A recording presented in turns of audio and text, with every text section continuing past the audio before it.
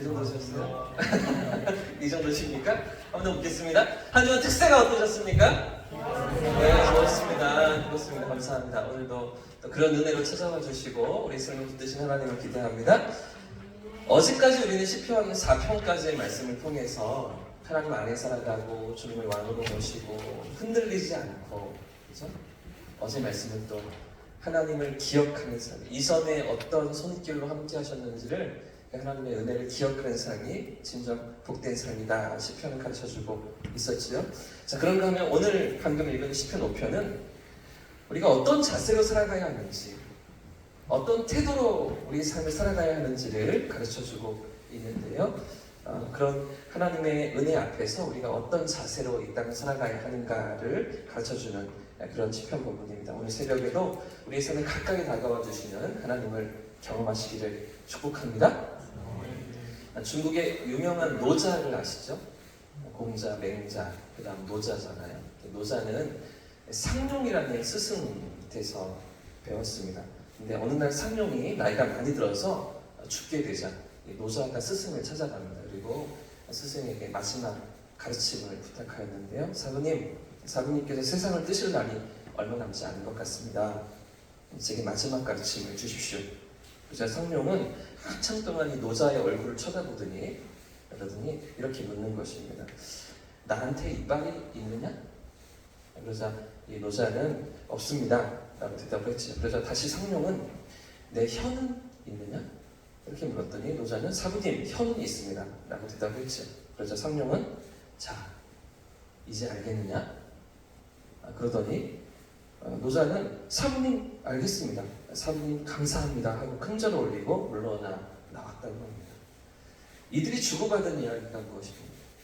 마지막 지혜를 달라고, 마지막 가르침을 달라고 스승 앞에 나아갔던 그런 제자에게 스승이 했던 이야기는 무엇이고 이 제자가 깨달았던 이야기는 무엇입니까? 아주 간단합니다. 이 세상에는 이빨처럼 강하고 딱딱한 것은 먼저 사라지지만 혀처럼 부드럽고 유연한 것은 오래 남는다는 것이죠. 그런 지혜를 가르치고 그런 지혜를 받고 있었던 것입니다. 오늘 본문에도 이렇게 부드럽고 유연한 다윗의 모습이 등장하고 있습니다. 다윗은 이스라엘의 모든 왕들 중에서 가장 탁월한 그런 왕이었죠.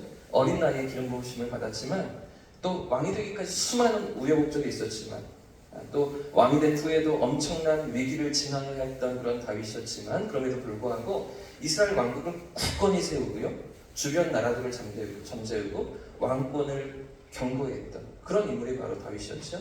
또한 마지막까지 이어지는 예수 그리스도께서 오시는 그 메시아 왕조를 일으킨 왕이 바로 다윗 아니었습니까? 자, 그런데 이런 다윗이 하나님 앞에 어떻게 나아가고 있는지 보십시오. 하나님 앞에 어떤 고백으로 나아가고 있는지 보십시오. 2절 말씀 같이 한번 읽어보겠습니다. 2절입니다. 시작. 나의 왕, 나의 하나님이여, 내가 부르짖는 소리를 들으소서. 내가 주께 기도합니다. 아멘. 지금 다윗이 하나님 앞으로 나아가면서 뭐라고 고백합니까? 나의 왕, 나의 하나님이여, 이렇게 고백하고 있죠. 누가 왕이라는 것입니까? 내가 왕이 아니라는 거죠. 지금 왕좌에 내가 앉아있지만, 그렇죠? 내가 왕의 위치에서 역할을 하며 나라를 다스리는 것 같지만 하나님 당신이 왕이십니다. 진정 당신이 이 나라의 주인이십니다 라고 다윗이 고백하고 있는 것입니다. 사실 다윗이 왕이었으면, 그렇죠? 이 다윗이 그 정도의 위치에 올랐다면 뭐든지 다 마음대로 할 수 있는 것 아니겠습니까? 원하는 것, 하고 싶은 것, 그 무엇이라도 거칠 것이 없는 게 고대 사회의 그 왕, 최고의 권력자 아니었겠습니까? 지금이야 대통령이 되어도 여러 가지 견제를 받고요, 여러 가지 또 이제 청문회도 거치고요. 쉽지 않지만 그 3,500년 전, 3,000년 전 그 왕정 시대에 다윗은 얼마든지 자기 마음대로 다 할 수 있는데도 불구하고 하나님을 향해서 당신이 왕이십니다, 당신이 진짜 왕이십니다 라고 하는 것은 하나님께서 만물을 다스리시며 모든 나라를, 모든 세상을 다스리시는 분이심을 인정하고 있는 것이죠. 그리고 자신이 왕좌에 앉아있지만 진짜 왕은 하나님 당신이십니다 라는 고백인 것입니다. 내가 아니라는 것이죠. 지금 다윗이 이런 겸손과 이런 믿음을 가지고서 하나님 앞에 나아가고 있는데요, 하나님 앞에 겸손히 서서 자신의 모든 것을 맡겨드리면서 기도하며 부르짖고 있습니다. 1절과 2절 말씀 다시 한번 드리겠습니다. 1절과 2절입니다. 시작. 여호와여 나의 말에 귀를 기울이사 나의 심정을 헤아려 주소서. 나의 왕 나의 하나님이여 내가 부르짖는 소리를 들으소서. 내가 주께 기도하나이다. 아멘. 지금 여호와여 나의 말에 귀를 기울이사 내 말에 귀를 기울이사 나의 심정을 헤아려 주소서. 이렇게 기도하며 나아가고 있죠. 다윗이 어떤 기도를 하나님 앞에 올리고 있습니까? 2절에도 보시면 나의 부르짖는 소리를 들으소서. 나의 심정을 헤아려 주소서. 다윗이 어떤 기도 같으십니까? 왕인데도요. 왕에게도요. 애타는 소원이 있었다는 거죠. 왕도 마음대로 안 되는 그런 삶의 고난과 무거운 짐이 있었다는 겁니다. 왕 되면 다 행복할 것 같은데, 왕이면 다 자기 마음대로 할 것 같은데, 그런데 자기 마음대로 안 되는 삶의 문제가, 삶의 고난이 있더라는 것이죠. 그런데 그런 인생의 크고 작은 문제들 앞에서 지금 다윗이 어디로 나아가고 있습니까? 자신이 가진 힘으로 그 문제를 해결하려고 하진 않습니다. 가진 권세를 사용하고 힘으로 실력을 행사하면서 얼마든지 내 능력을 나타낼 수도 있었을 텐데, 그런데도 다윗은 하나님 앞에 서고 있는 거예요. 하나님 앞으로 나아가면서 하나님의 도우심을 바라보고 있는 것이죠. 왜 이렇게 했을까요? 다윗이 왜 이렇게 했을까요? 저는 이 대목에서 질문이 생겼습니다. 왜 이렇게 했을까? 왜 다윗은 자기 앞에 닥친 그 문제들을 자기 힘으로 해결하지 않고 하나님 앞에 나아가고 있는가? 여러분 왜 그런 것 같으십니까? 저는 이 본문을 곰곰이 묵상해 보면서 다윗이 경험했기 때문이 아닌가 생각해 보았습니다. 무엇을 경험했을까요? 내 생각대로 다 안 된다는 거죠. 내가 원하는 대로 다 이루어지지 않는다는 것입니다. 내 마음처럼 다 풀려지지 않는다는 것을 다윗이 경험했기 때문이 아닌가. 이렇게 저렇게 내 생각대로 하면 다 될 것처럼 생각했는데, 이 방법으로 저 방법으로 내 판단대로 하면 잘 될 것이라고 생각했는데, 그런데 그렇게 해보니 결과가 어떠합니까? 더 망가지는 거죠. 더 망치고 마는 거죠. 이런 경험들을 하면서 내가 해결하려고 하지 않고 하나님 앞에 그 문제를 들고서 나아가고 있지 않겠는가, 그런 생각을 해보았습니다. 사랑하는 여러분, 오늘 우리 삶에서도 이런 경험들을 종종 하지 않으셨습니까? 내가 잘 해결해 보려고 했는데, 내가 잘 정리해 보려고 했는데, 그런데 내가 만지면 만질수록 이상해지는 거죠. 내가 손을 대면 될수록 망가지는 겁니다. 어제 정부에서 발표한 것처럼 이제 드디어 3년 4개월 만에 코로나 종식이 눈앞에 왔습니다. 할렐루야. 이제 6월부터는 코로나 걸려도 격리도 없답니다. 권면이랍니다. 5일 동안 권면. 그러니까 정부에서 더 이상 이제 관리를 안 하겠다는 건데요. 제가 코로나 첫 해에 밖에 나가지도 못하고요. 늘 집 안에만 갇혀 있으면서 관심을 받게 된 한 가지가 있습니다. 바로 화초입니다. 화초. 전혀 그렇게 생기지 않았는데 사실은 전혀 관심이 없었거든요. 할 게 없으니까 집안에 있다 보니까 집안에 이렇게 운동도 못하고 조금 방에서 다니다 보니까 화분이 몇 개 있더라고요. 아내가 사놓은 화분들. 저는 관심도 전혀 없던 화분들인데 코로나를 지나면서 제가 키우고 있습니다. 할렐루야. 하나님 그런 또 이제 취미를 발견하게 하시더라고요. 그런데 저희 집에 그때 입주해 와보신 분들 아시겠지만 화분이 몇 개 있죠? 거실 쪽에 창틀 쪽에 화분이 몇 개 있습니다. 그런데 제가 지식이 거의 없는데 화초에 대한 지식이 경험이 전혀 없는데 화초를 키우다 보니까 어떤 일이 생기겠습니까? 자꾸 죽이는 거죠.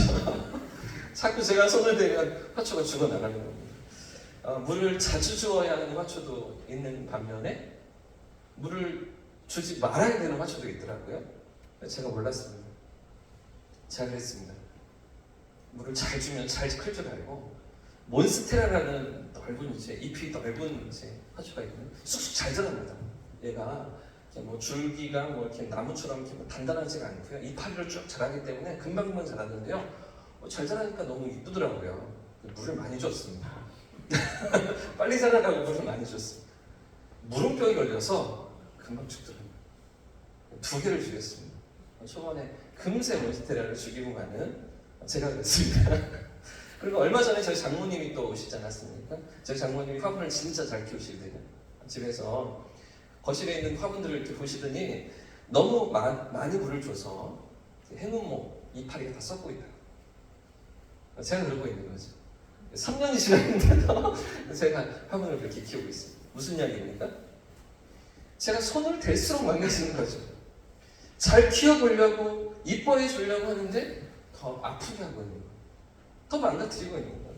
어쩌면 손대지 말고 그대로 둬야 어쩌면 아내가 그냥 물 줄 때 주면 잘 자랄 텐데 제가 관심을 가지고 그렇게 손을 댈수록 더 망치고 있는 거죠. 지금 다윗이 어떤 경험을 하면서 하나님 앞으로 나아가고 있는 것입니까? 왕인데도 불구하고 내가 손을 대니까 더 이상해지는 거죠. 더 망가지는 겁니다. 내가 원하는 대로 내 뜻대로 되지 않는 삶의 경험들을 하면서 애타는 심정을 가지고 있어요. 나의 부르짖음을 들어줘서 내 삶의 문제를 가지고서 하나님 앞으로 나아가는 거죠. 내가 할 수 없음을 인정하고 내가 불완전함을 인정하면서 유한한 인생임을 고백하면서 하나님 앞에 그 문제를 내어드리고 있던 것입니다. 자, 그럼 다윗이 어떤 문제를 안고서 하나님 앞에 나아가고 있습니까? 자, 5절부터의 말씀을 보시면 오만한 자들이 다윗 앞에 있었던 것 같습니다. 그의 인생에 이런 죄인들이 있었던 것 같습니다. 행악하는 자들도 있고요. 6절의 말씀을 보시면 거짓말하는 자들, 타인을 해치는 자들, 피 흘리는 자들, 속이는 자들, 이런 악인들이 그의 삶에 있던 것인데요. 이런 악인들을 자기가 건드리지 않습니다. 내 권세로 내 힘으로 해결하려고 하지 않습니다. 그리고 이 악인들을 어떻게 처리하고 있습니까? 10절 말씀 보겠습니다. 10절 말씀 시작. 하나님이여 그들을 정죄하사 자기 꾀에 빠지게 하시고 그 많은 허물로 말미암아 그들을 쫓아내셔서 그들이 주를 배역함이니이다. 하나님 손에 맡겨두는 거죠. 할렐루야. 하나님이 다루실 것을 기대하는 것입니다. 그리고 이어지는 7절 말씀도 보겠습니다. 7절 말씀 함께 읽습니다. 시작. 오직 나는 주의 풍성한 사랑을 힘입어 주의 집에 들어가 주를 경외함으로 성전을 향하여 예배합니다. 할렐루야. 이것이 다윗의 믿음입니다. 이것이 다윗의 신앙인 것이죠. 하나님께 다 맡겨드리면서 더 이상 근심하지 않습니다. 더 이상 염려하지 않습니다. 그 문제로 더 이상 마음 쓰지 않으면서 오직 나는 주의 풍성한 사랑을 힘입어 주의 전으로 나아갑니다. 주의 성전으로 들어갑니다. 이것이 다윗의 신앙이며 이것이 하나님의 백성들의 확신인 것이죠. 내가 붙잡고 씨름하는 것이 아니라 내가 전전긍긍하면서 이리저리 헤매는 것이 아니라 하나님의 풍성한 사랑을 확신하면서 그 앞에 모든 문제를 내어 맡기는 삶. 이것이 믿음이라. 이런 겸손이 하나님이 원하시는 믿음이라고 오늘 시편 5편은 우리에게 말하고 있는 것입니다. 이것이 다윗의 믿음이었습니다. 이것이 다윗의 겸손이었던 것이죠. 오늘 우리에게도 이런 믿음의 고백이 있기를 축복합니다. 이런 겸손이 있기를 축복합니다. 내 삶의 문제, 그렇죠? 내 삶에 찾아오는 여러 가지 위기들, 원치 않던, 원하는 게 있겠습니까? 우리 삶에 찾아오는 여러 가지 고비들, 그 문제들을 하나님 앞에 내어 맡기면서 주의 도우심과 붙드심을 날마다 경험하는 그런 겸손으로 나아가는 저와 우리 모두의 삶이길 축복합니다. 20세기 초에 이탈리아를 대표하는 세계 최고의 인기 스타였던 엘리코 카루소라는 테너 가수가 있습니다. 감미로운 목소리를 가졌던 그는 많은 노력을 하면서 폭넓은 음역대를 넘나들며 많은 사랑을 받았고요.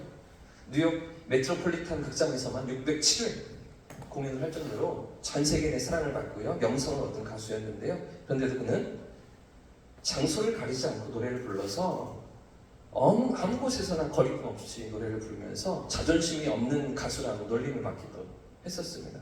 그러던 어느 날 옛 친구를 음식점에서 만나고 있는데 그 식당의 요리사가 뛰어나오시더니 이렇게 얘기하는 것이죠. 공손히 인사를 하면서 선생님, 저 식당에서 선생님을 뵐 줄은 몰랐습니다.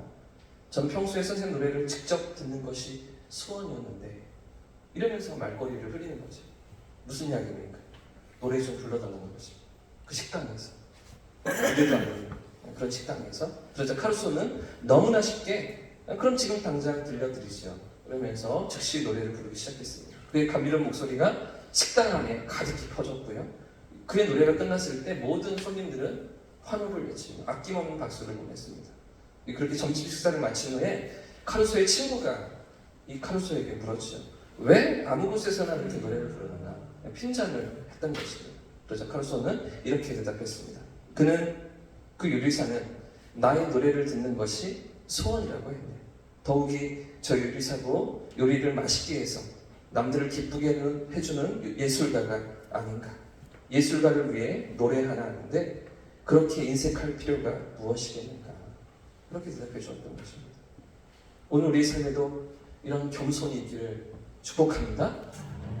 왕이었지만 하나님의 진짜 왕되심을 인정하며 나아갔던 다윗처럼 세계 최고의 가수였지만 모든 인기를 누리는 가수였지만 그 식당 요리사 앞에서 수많은 그 손님들 앞에서 즐거이 노래했던 카루소처럼 우리의 삶의 문제를 오늘도 우리 삶의 걸음을 하나님 앞에 내어맡기면서 우리의 삶의 걸음을 주님과 함께 걸어가고 주의 인도하심을 날마다 누리는 이 겸손함으로 살아가는 저와 우리 모두의 삶의 길을 예수님의 이름으로 축복합니다. 잠언 3장 6절 말씀 이렇게 말씀하시죠. 너는 범사의 그를 인정하라.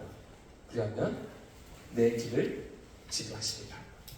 하나님 우리의 삶에 함께하기를 원하십니다. 하나님 우리의 삶에 복주기를 원하십니다. 하나님은 당신의 백성들이 행복하기를 원하시죠. 우리의 삶에도 그런 은혜를 맛보며 하나님 주시는 복락 가운데 살아가기를 원하시는 것입니다. 그런데 우리에게 필요한 것이 있다면 너는 범사의 그를 인정하라. 하나님의 하나님 되심을 인정합니다. 하나님의 주인 되심을 인정합니다. 내 인생의 걸음, 내 젊음이, 내 미래가 하나님 손에 붙들려 있음을 고백하면서 하나님 앞에 나아가는 삶. 그럼 겸손으로 주님 앞에서 승리하는 저와 우리 무대 살기를 예수님으로 축복합니다. 이제 찬양하고 기도하겠습니다.